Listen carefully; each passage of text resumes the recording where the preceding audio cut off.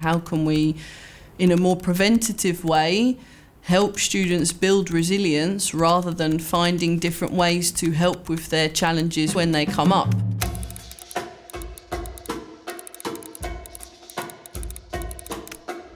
I think it's extremely tough to be a student at this time and age. I think it's really difficult to be so young in a world where everyone is asking us to be these change makers and that you are the ones responsible for fixing the mistakes of the past. But the most fundamental bit that is extremely challenging for Gen Z at this moment is the fact that the crisis is becoming existential.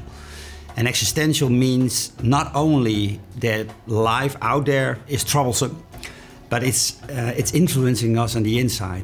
There's this sense of helplessness. I feel like in this study, I'm really learning to deal with uncertainty and complexity. So I feel more and more prepared to deal with such a problem-filled world, but there's still a long way to go.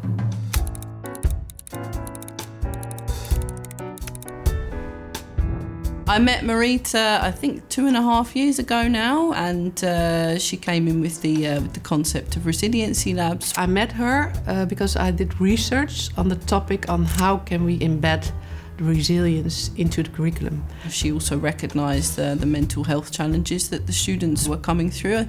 We believe it was sort of around the COVID time. Problems start with being isolated and also thinking that you are the only one who having this problem or feeling alone. We have to prevent the problems and work on resilience. How can they reconnect after such a heavy period such as COVID, where you're living on your own islands for such a long time? My own capacity as a student counsellor, I couldn't always be there for all of the students on the programme. How do you set up a structure where they can really find that within each other?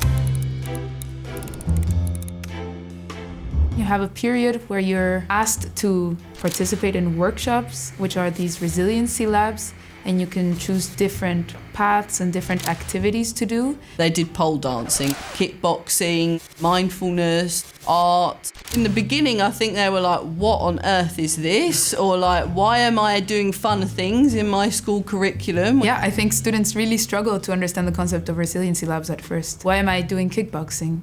How does that help me? People learn a lot more by investigating, failing, iterate along the way and innovate with a group. I think that's a really hard thing to tell a group of young adults that this will build resilience, because something like resilience is what you see far later. Resilience is not a goal, it's not an end. It's a path. You create it while you walk the path, rather than, there is resilience out there and let's get to resilience. No, it doesn't work like this. Resilience is in every step. Once they have time to reflect about it, they really see the value in these different activities and this different way of learning. Learning actually is a social project rather than an individual project. It's a team sport, and it's a lot more about emotions and transforming than it's about transmitting and pure rational cognitive stuff.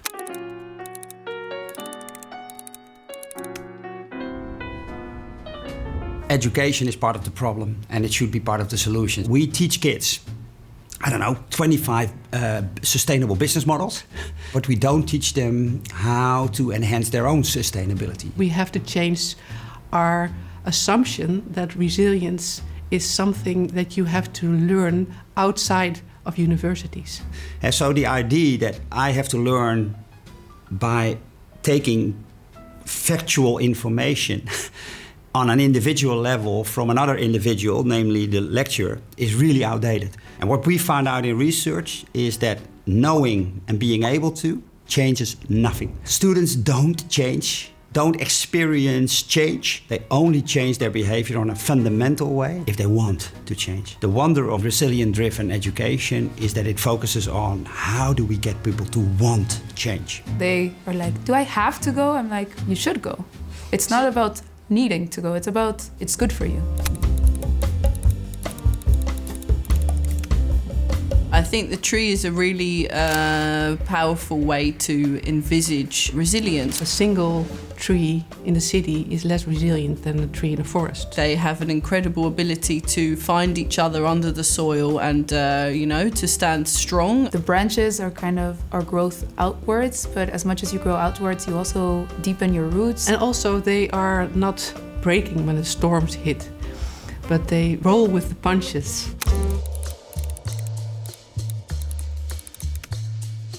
Well, I think if this crisis is so real, which it is, then I think universities and universities of applied science have nothing else to do than dealing with this crisis. It's really important that it's part of our curriculum, because if we're growing individually, then we also increase our potential to grow professionally. What I notice, I think certainly in the last 2 years, is that our community is like a buzzing hive of activity. The students are constantly initiating. I think that Resiliency Labs are equally beneficial for everyone. It doesn't really matter what they want to be. It's more of a personal characteristic that helps you face uncertainty. Well, I'm a sucker for Resilience Labs. I really hope that there are also other programs that can benefit from co-creating together with students on maybe complex issues. And we can do it. We can learn to adapt. We can learn to thrive in new situations. But it's a skill as well. We have to develop it. There are moments where you feel less resilient as a person, but to have certain tools is something that's invaluable for the rest of your life.